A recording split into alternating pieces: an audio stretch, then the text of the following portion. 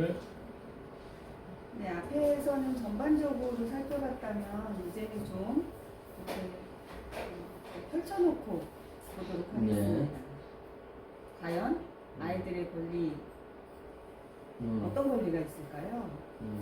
앞에서 생존권, 발달권, 저희가 뭐 참여권 얘기를 했지만 확 와닿지는 않잖아요. 학생들도 그럴 거고요. 풀어서 설명을 좀 드리면 54개는 다 우리 설명드릴 수는 없지만 제가 대략적으로 3페이지에 걸쳐서 이 권리들을 좀 정리를 해봤습니다. 아동권리협약에 있는 54개 네, 조항에 그렇습니다. 대해서 공유하셨다. 네. 앞에서 우리가 계속 했던 얘기들입니다. 어른보다 힘이 없다고 해서 어른에게 반드시 보살핌을 받아야 하는 그 아동이 그 누구에게도 폭력이나 학대를 당하지 않아야 된다. 당연한 거죠. 네. 이 누구에게도 당하지 않는다. 이게 이제 부모까지 포함되는 거죠. 보호자까지 포함돼야 되는데 이 보호자에 의한 폭력 이게 그 다른 아동학대보다 꽤 오래 갔던 거잖아요. 그래서 그 집안 일은 집안에서 라고 한 거니까 원래 이 이권 얘기할 때 집의 문 안으로 들어가는 게 대단히 어려웠던 시절이었던 거잖아요. 지금이야 뭐 어느 정도 이제 아동학대 되면 바로 신고해요. 그러니까 뭐 가정폭력도 그렇고 성폭력도 그렇고 가장 빈도가 높은 게 아는 사람들이잖아요. 똑같이 아동폭력도 역시 부모님, 가정. 그렇죠. 이제는 종종 드라마에서도 이런 것들을 많이 다루기도 하는데요. 아동들도 그냥 참지만은 않고 또 기술의 발달로 핸드폰이나 이런 것들이 힘을 빌어서 증거를 남김으로써 또 스스로 또 어떤 방법들을 찾더라고요. 그 아동들 대학 가보나면 꼭 보여줘야 되는데 부모님 고소하게. 예. 고소해도 되나? 뭐 이렇게 모르고 있을 수도 있습니다. 네. 맞아요. 네. 그래서 앞에서 약간 저희가 논쟁을 했던 거죠. 모든 국가가 무엇을 하든지 간에 아동을 고려해야 된다라는 거에서 약간 논쟁의 여지가 있긴 했지만 예를 들면은 저희가 아파트 같은 어떤 신도시 같은 것을 건설할 때 이런 것들이에요. 학교를 반드시 지어야 된다든지 어린이집을 반드시 지어야 된다든지 이런 것들이 이런 협약들 안에 다 당연한 것 같지만 들어있습니다. 무엇을 하든지 아동을 고려. 네. 해라. 아이들이 많이 다니면 당연히 신호등도 더 많아야 되고. 그렇죠. 네. 지금 이런 것도 되겠네요. 그러니까 코로나19 때문에 대단히 힘들잖아요. 취약한 층이 더더욱 힘든 상황에 놓이게 되고, 그래서 당연히 이제 아동에 대한 그 특별한 보호 조치가 필요하다는 거죠. 네. 그래서 지금 그 아동들의 온라인 수업을 하면서 겪고 있는 요게 불평등함 이런 것들도 많이 되는 것 같아요. 고려해야 될 게 참 많을 것 같아요.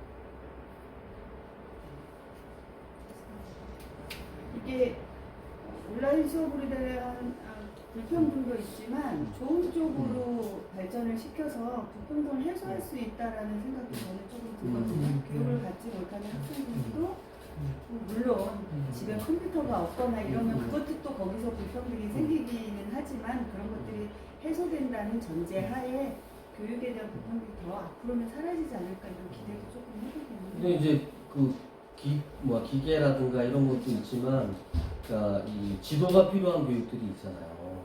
근데 그 대부분 열악할수록 혼자 있는 경우도 많고, 그럴 때 이제 그 학습을 따라가기 어려운 조건들이 만들어지기도 하고, 최근에 또 그런 얘기를 하더라고요. 학교에서 일정하게 보호받을 수 있는 아동들이, 그러니까 이 집 자체에서 벌어진 다양한 폭력이나 이런 거에 그대로 노출될 상황도 발생을 하고 있는데, 워낙 지금 코로나19 때문에 힘드니까 그런 수준을 다 묻혀버린다는 거지.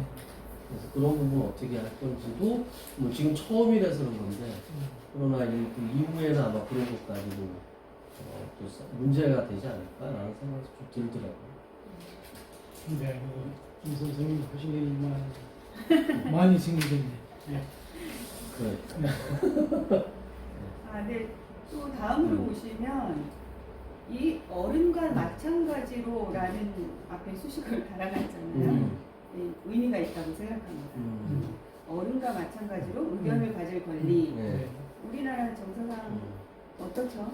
어른과 마찬가지로 의견을 말할 권리가 있죠. 있죠. 네. 쉽지 않지만 네. 권리는 있죠, 권리는. 네. 네, 실행하느냐는 이제 그것도 권리는 있고. 있는데 관철되기가 쉽지가 않아요. 당장 집안에서도 예를 들면 우리 어디 가자라고 하면 말은 하죠. 근데 무시되기 쓰죠. 가족 여행 갈 때도 저희 지난 주말에 그랬는데 잠깐 바람을 쐬러 갈까? 오늘부터 이제 아이가 학교를 가기 시작했는데 가기 전에 좀 바람이라도 기분 좋게 바람이라도 쐬자라고 어디 갔냐면 방구대 안가까지 갔어요. 한참 걸어가야 되잖아요. 갈 때까지 좋았는데 차를 내려서부터 아이 표정이 바뀌는 거예요. 그래 니네들 마음이 니네 결정이 그렇지 이런 표정으로 따라오더라고요. 한 300m 갔다가 다시 되돌아왔어. 사전에 의견을 구했죠. 근데 얘가 걷는 거 싫은데 근데 안 걷을 거라고 가는데 결국 안 걸을 수가 없는 조건이고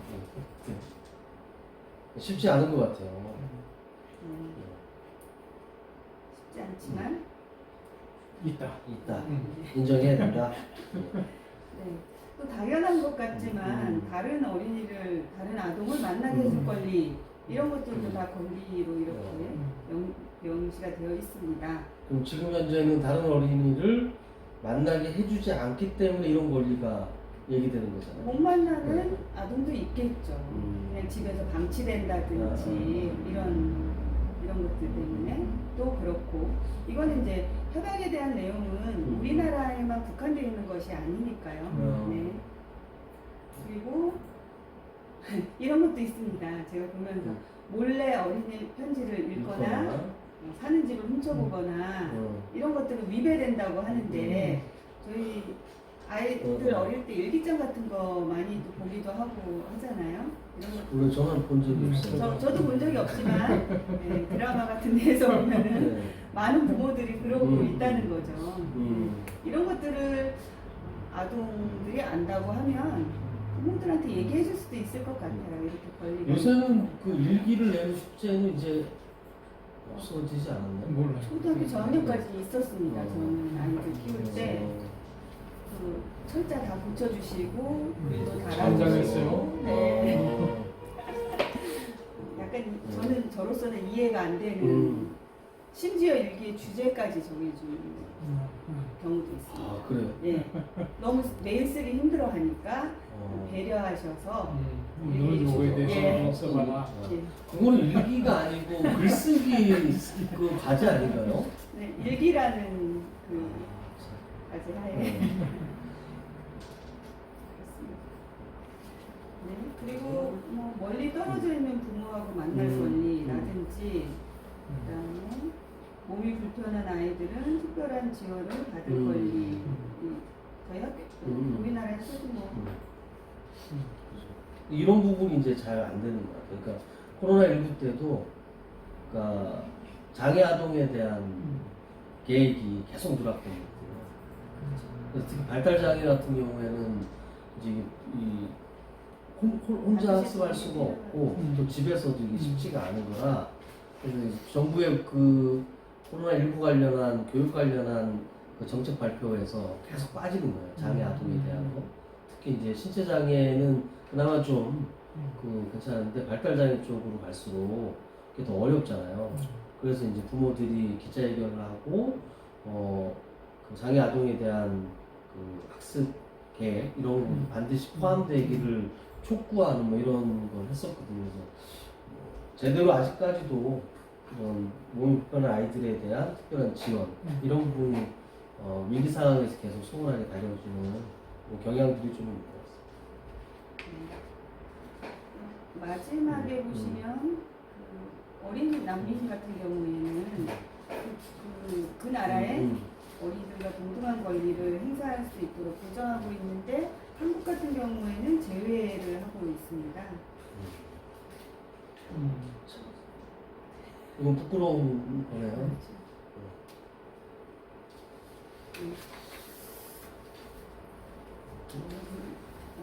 이제 다음으로 아동 인권의 발달이 어떤 흐름으로 흘러왔는지에 대해서 좀 살펴보도록 하겠습니다.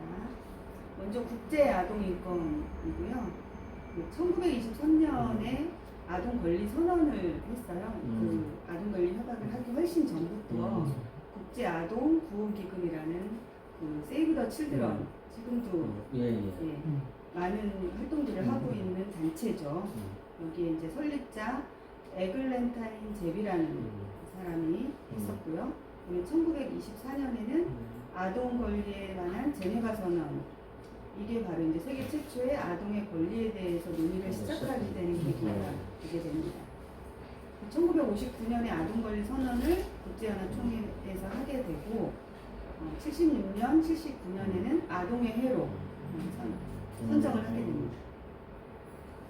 그리고 결국에 이제 이런 논의들을 흐름을 다 거쳐서 1989년에 유엔 아동 권리 협약을 맺게 되는 것이죠.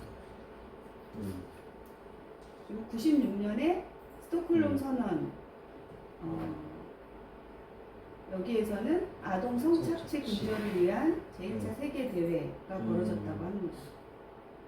그리고 97년에는 유네스코 총회에서는 미래 세대에 대한 현 세대의 책임에 관한 선언을 했고요. 2002년에는 아이들에게 꼭 맞는 세상 국제연합 아동특별총회에서 선포를 했다고 합니다. 딱 그 말이 가장 좀 그러네요. 아동은 특별한 보호가 필요한 존재이자 모든 권리를 상징하는 주체라는 사실을 명시했던 이 89년 이 취지에 대해서 우리가 특별하게 이렇게 접해본 경험이 없었던 것 같아요. 그래서 아동에 대한 개념을 새롭게 한 것을 아동 권리 주체라고 하는 것을 이렇게 한 건데 협약을 통해서 선포하고 각 나라가 비주를 통해서 지키겠다고 약속을 한 건데 이 취지에 대한 교육이 실제 잘 이루어지고 있는 것 같지 않고 그래서 여전히 아직도 특별한 보호가 필요한 보호라고 하는 개념도 모호하게 사용되고 있고 그래서 이 부분을 어떻게 하든지 좀 이렇게 사회적으로 좀 잘 알릴 필요는 여전히 있는 것 같네요. 지금 89년에서 99년 벌써 20년이 다 돼가는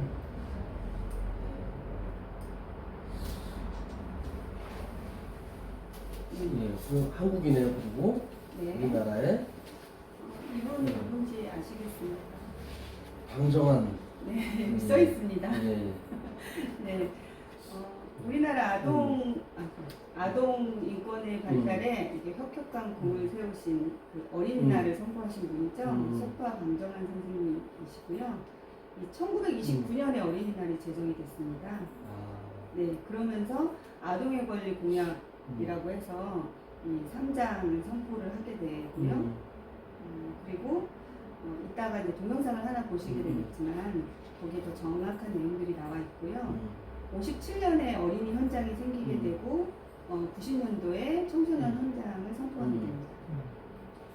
어린이 현장은 이 5개 조항으로 이루어져 있고요.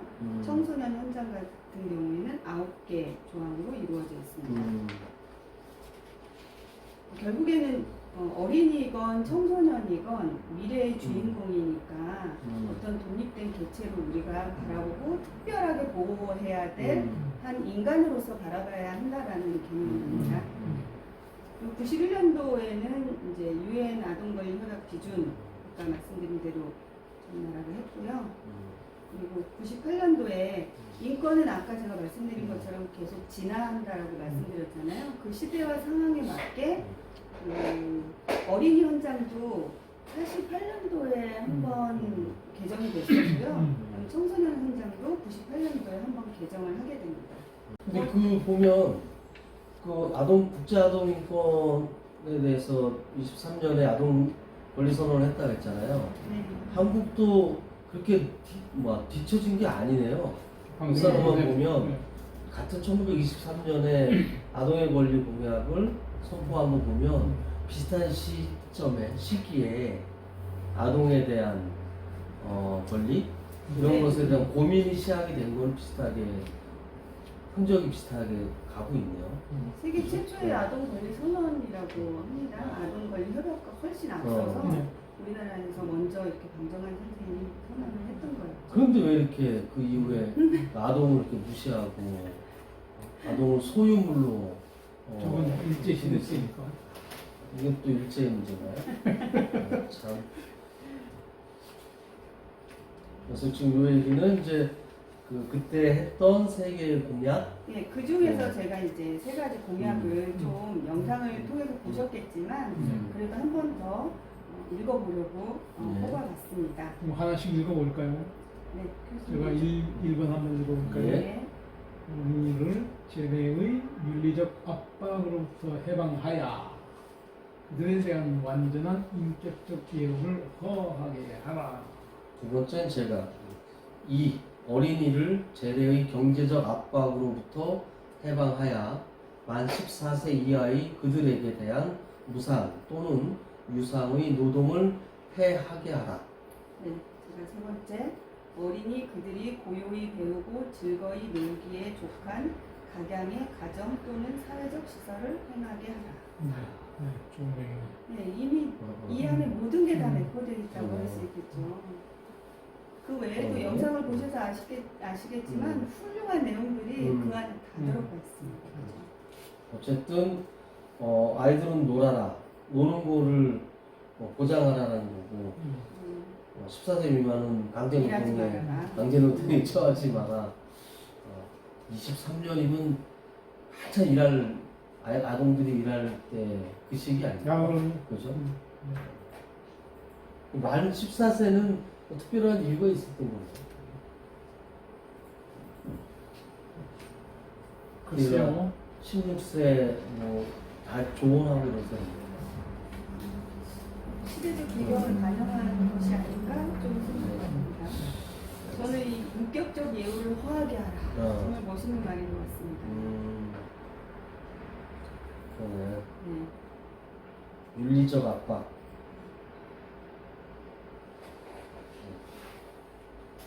참 진보적인 네, 그렇죠. 내용들이네. 1923년에 엄청나네. 그 이후에 이제 그들이 이제 법이 규정하고 있는 음. 아동에 대해서 우리나라를 음. 좀 살펴보도록 하겠습니다. 아까 아동 권리 협약에서는 18세 미만의 모든 시민을 아동이라고 명명하고 있는데요. 우리나라 법령으로 보면은 아동복지법은 18세 미만, 영유아보호법은 6세, 청소년기본법은 9세에서 24세, 아동 청소년 성보호에 관한 법률은 9세에서 19세. 그다음에 이렇게 쭉쭉 보시고 소년법은 19세, 민법은 19세. 이렇게 다 각각 그 관할 부처에 따라서 또 다르게 법령을 정하고 있고요. 이렇게 아동과 관련된 여러 법률 때문에 어떤 아동에 대한 개념들이 굉장히 다양하게 사용이 되고 있어가지고 약간 통일해서 좀 일관된 개념으로 사용될 필요성이 있다 이런 생각이 들고 이런 것들이 결국에는 아동 권리 실현에 약간 장애 요소로 작용하고 있지 않나 이런 생각이 좀 듭니다. 정말 다 네, 다양하게 그 인권을 하는 입장에서는 당연히 그럴 것 같고, 저같이 이제 법을 적용하는 입장에서는 법의 목적이 다를 것이다. 법에서 생각하는 법의 목적이 있을 테고, 교육법이 생각하는 목적이 있어서 법마다 요 대상을 어떻게 할 것인가 차이가 날 수가 있고. 그래도 예를 들어서 청소년을 이제 정의할 때 그 청소년 기본법과 아동 청소년 성보호에 관한 법률에서는 나이 차가 5살이나 나요. 뭐 이렇게 되면은 어디가 청소년, 언제는 청소년이고 언제는 청소년이 아닌 이런 게 문제 아닐까요? 그러니까 청소년 네. 보호법에서는 얘들까지만 보호하겠다는 그러니까 그래서 좀 이런 물론 여기도 이제 아동, 영유아, 청소년, 어린이, 유아, 학생, 소년, 미성년 이렇게 용어들이 다 다르잖아요. 그러니까 달리 이제 그 필요한 법의 취지에 맞게 이제 한 건 좋은데 같은 의미로 쓰여지고 있는 청소년이면 청소년의 정의를 어느 한 군데가 있으면 거기에 준용한다든가 뭐 이렇게 해서 하고 더 두텁게 보장하기 위해서는 청소년과 24세 미만의 자 이렇게 해도 의미는 되는 거잖아요. 자, 우리 대표님을 국회로 그렇습니다. 그런 부분 진짜로 이 각각의 법률에서 같은 개념인데 기준점을 달리하는 것은 한번 좀 정리가 필요하긴 하겠네요. 좋은 지적이에요. 청소년은 정해놨고요. 이 법에서 아동으로 좀 보호를 넓혀야 된다면 별도의 개념을 더 하나 만들어가지고 그렇죠. 그렇게 가는 게 훨씬 더 명확하지 않을까.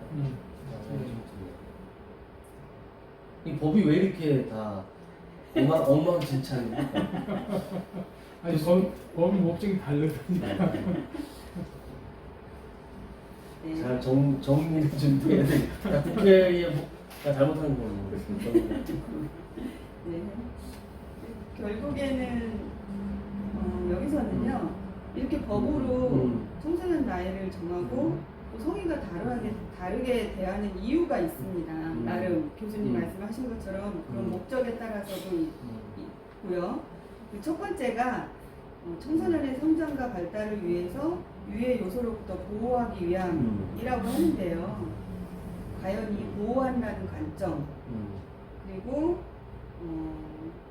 자유를 침해한다는 관점 이거는 항상 충돌하게 됩니다. 그렇죠. 예를 들자면 뭐 10시 이후에 저희 셧다운 제도 같은 게 있죠. 10시 되면은 PC방도 다 나가야 되고 이런 것들처럼 아니면 학습, 야간 자율학습 같은 경우 이런 경우에는 끊임없이 이게 충돌할 수밖에 없다는 점에 대해서는 한번 생각해봐야 될 필요성이 있다고 생각이 들고요. 하여튼 이런 것 때문에 이제 보호한다라는 게 아주 웃긴 게 그런 거였는데요.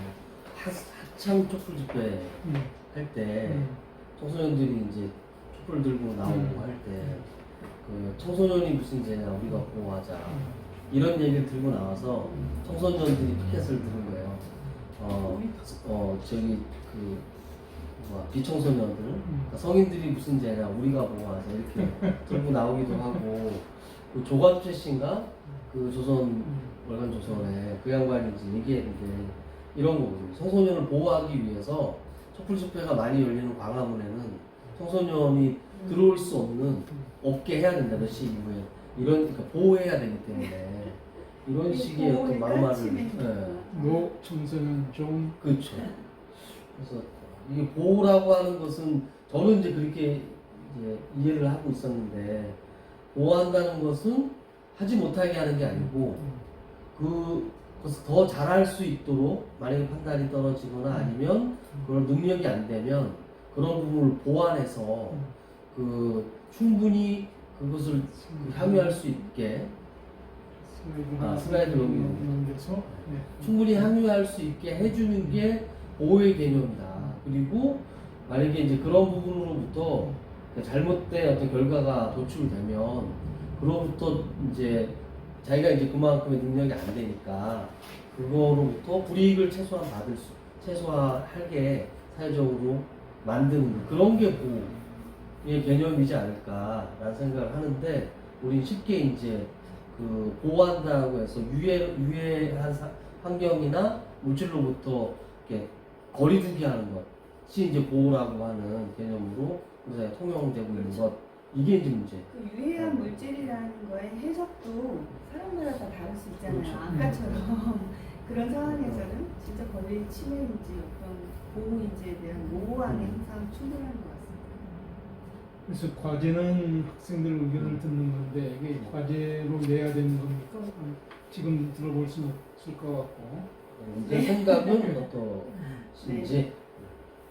두 번째가 어느 정도 면제 주겠다는 네, 법적으로 뭐, 해놓는다는 일반 게. 뭐 예, 예. 같은. 네. 네. 네. 그래서 한번 생각을 해보셨으면 좋겠다는 여러분들도 생각이 어떠신지 이 강의를 들으시는 분들 해보시면 좋겠고요.